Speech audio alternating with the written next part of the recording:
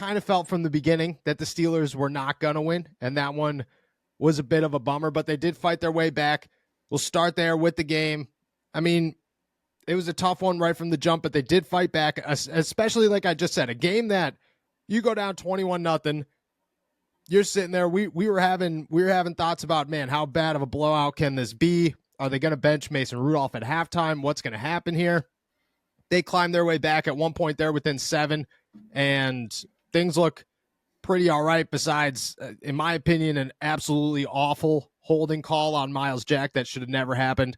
And then a quarterback slide that, I mean, anytime there's a quarterback slide, there's going to be controversy. Anytime it's the most controversial penalty in the NFL. Josh Allen trucks DeMonte KZ about 4 minutes before that penalty. This time he goes down, he gets hit, and there's a flag. Minkah Fitzpatrick blows a tackle, and the Buffalo Bills walk away winners. Did you learn anything? You walk away from this game, anything that stuck with you almost 24 hours since? No, not. I mean, I wouldn't say much. I mean, I think the better team won. I think that's pretty obvious. The Steelers were just a flawed football team, and I think we're going to spend the next. When does training camp start? 6 months. Trying to figure out who's the one person who's at fault. We're going to try to find one head to put on a spike. But look, this is a flawed roster, a flawed team. Who at the end of I actually credit to Mike Tafabo, the Athletic. I thought he used a good term for it, a Jekyll and Hyde season. Yes. They just, I don't know. This was such a backwards and confusing and up and down season with so many different things going wrong. Some of those things self-inflicted, some of those things not for the Steelers, that it's just hard to really make sense of what this team's potential was and where they could have gone if they were, fully healthy, if they had the optimal, lineups in and personnels in, if they, had the right coaching staff in place for the entire season. Like, how does this team look different if they, make one little tweak here, one little tweak there, if they stay a little bit healthier? I mean, but look, when you're disjointed as they are, you're never going to be kind of at 100% or at fully yourself. And I think that's what we saw here today. The Steelers did really well to fight back in a lot of tough spots this year, but this game was, I think, a microcosm of their season, which was, you did well enough to get here. You did well enough to be competitive, but there's an artificial lid on this team right now. They're just not built to be one of the contenders in the AFC and in the league like the Bills clearly are. So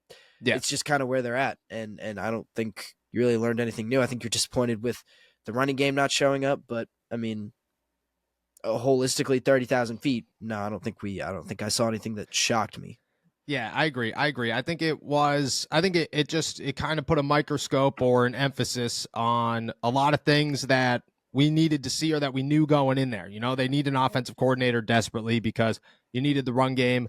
And I was saying it all game. And I think everybody around me, you were really the only one, but there was a couple people next to us that I was really probably bothering a little bit. The whole game, I'm just like, I don't understand why they're only giving their offense one option here. Why they're sitting around going, oh, let's run the football with Miles Boykin out wide. That makes absolutely zero sense to me. It just didn't set up the running game, didn't set up the passing game. It didn't open options. It didn't allow you to make adjustments at the line of scrimmage. It was just like you said, it was an emphasis on all of the problems that they had throughout the season that they found luck with and they found success with the last couple of weeks as they went into the playoffs. And honestly, they found success in Buffalo at times too, but overall you fall down 21-0. You can only climb back so far. That's what happened to the Pittsburgh Steelers here. You gave yourself an opportunity with zero mistakes and then you made a mistake. And at that point, there was nothing you could do from there. But there's not one person to put this on. There's not one player or coach or circumstance that you say, oh, well, that's why the Pittsburgh Steelers are where they are and didn't get to where they should be. There's a million reasons, and some bigger than others, but you have to look at this entire roller coaster ride and say, look, if you learn from this, which I think the Pittsburgh Steelers have the opportunity to do, I think they have the opportunity to learn from this, you could come into next season with a new approach on your entire organization and probably win, or you could stick to what you've done last season, the season before that, and take a couple of years to kind of put it together and realize the mistakes and slowly crawl your way towards fixing mistakes. and you could come back and you could be in the same situation that you were this season and last season, where you're fighting for the playoffs, you get in, and then you don't really have an opportunity to do anything or go anywhere or make any noise. That's where they are. And there's many areas of this. We're going to dive into Tomlin. I definitely want to talk about him. I want to talk about Najee Harris and his comments, because I thought that was very important and very significant. And then obviously the quarterback, which is probably the biggest, outside of an offensive coordinator, question that the Pittsburgh Steelers will have. And I think the offensive coordinator will happen.